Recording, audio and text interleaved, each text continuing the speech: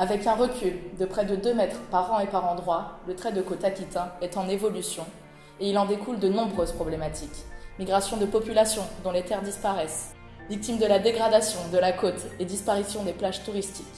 La jeune équipe de 19 étudiants de Bordeaux Sciences Agro et leurs 3 professeurs tuteurs sont venus en aide à la start-up IC dans leur projet européen Coastal Erosion Project, commandité par l'Agence spatiale européenne. Vous allez voir dans cette vidéo des techniques scientifiques étonnantes. Acquisition de données GPS sur la plage de Biscarrosse, calage d'images satellitaires de Sentinel-2, comparaison GPS d'un smartphone et d'un GPS haut de gamme. Comment la science vous permet de connaître et d'anticiper l'érosion de vos plages. Un reportage Prochti 2019.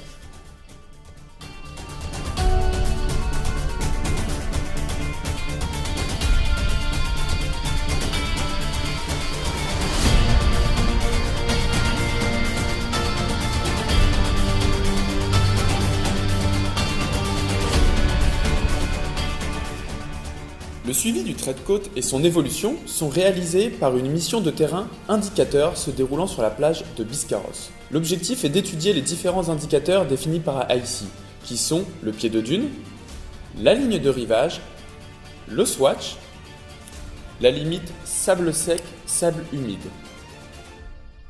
Pour mener cette étude, nous avions besoin de GPS portatifs. Pour avoir des données les plus exactes possibles, les différentes limites doivent être longées au plus près.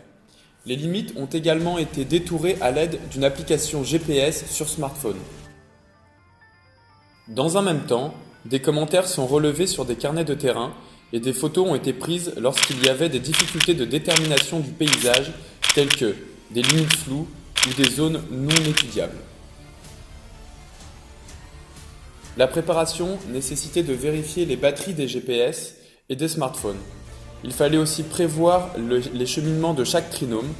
Il fallait aussi prévoir le rôle de chaque équipier dans le trinôme. Et enfin, prévoir un système de notation des observations en commun.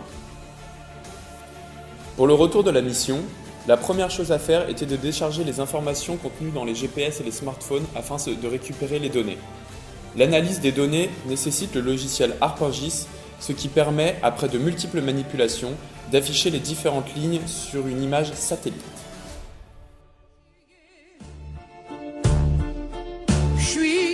Fatigué,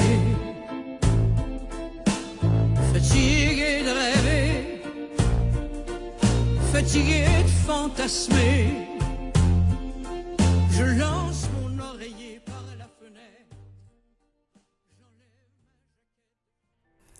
Le second axe du projet commandité par IC concerne la précision du calage des pixels du satellite Sentinel-2.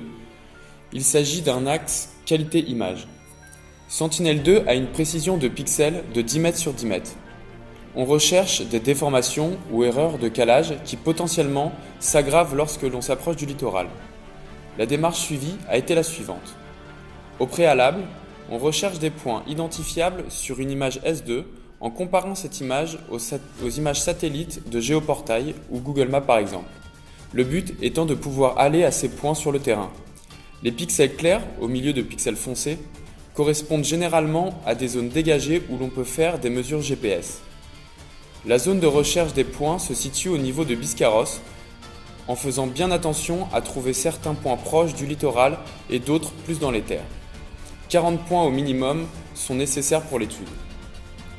Sur le terrain, on se place au centre de la zone correspondant aux pixels identifiés sur l'image S2.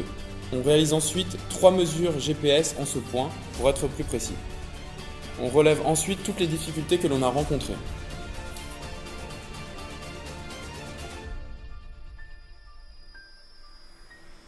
Analyse de post-terrain.